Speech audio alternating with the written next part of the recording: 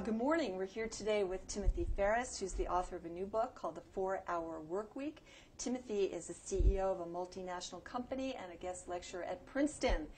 Timothy, how do I get a 4-hour workweek? Is that possible? The 4-hour workweek is possible, but you need to completely unplug and reset.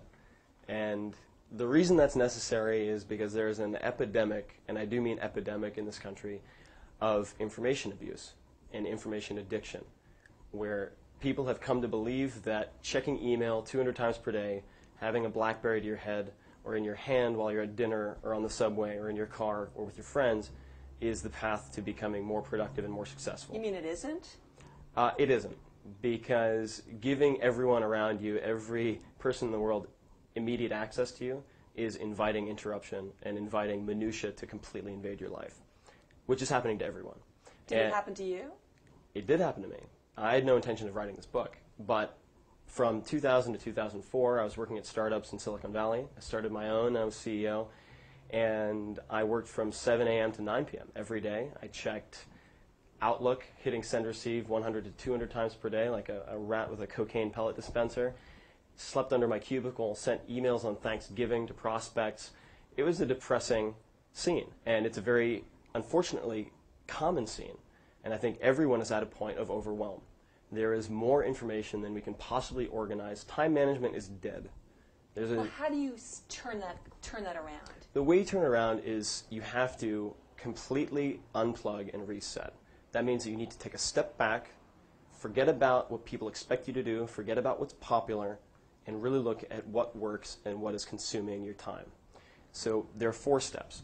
There's definition, elimination, automation, and liberation. Definition is simple. First, you need to define your ideal lifestyle. What do you want to be doing from when you wake up to when you go to sleep? And so what do you want to have? What do you want to be? What do you want to do? And how much does that ideal lifestyle cost? And that becomes your target.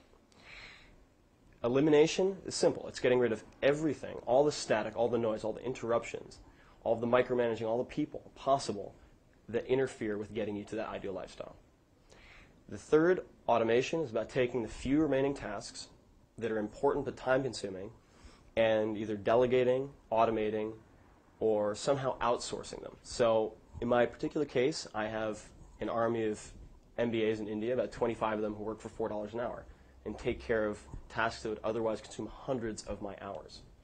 And then the last step, liberation, is about the final ingredient in lifestyle design, which is mobility, and then also how to use the time once you create it, which is very difficult for most people. Okay, this is fascinating, but that's the point. It is difficult. I mean, how do you put the BlackBerry down? Aren't you worried that you're not going to make as much money, that you're going to lose clients? Do you have statistics that show that that's not the case? I have statistics that would absolutely make your head spin. So if you're interrupted by email and phone, there was an experiment done at King's College, for example, that showed that people who were stoned scored 6 points better on an IQ test than people who were interrupted by email and phone. Wow. And that good to know. Good to know. 26% of people in the American workforce are on the verge of a nervous breakdown. The system is not working. So it's not a question of if I should do this. It's a question of when. It is the only real alternative. So one simple step that people can take, a baby step to prove the concept, is to simply use an autoresponder. Set up an autoresponder that tells everyone who emails you, I will be checking email twice a day. That's a great idea. At 11 and 4 p.m. If you require a more urgent response before one of those 2 times, call me on my cell phone.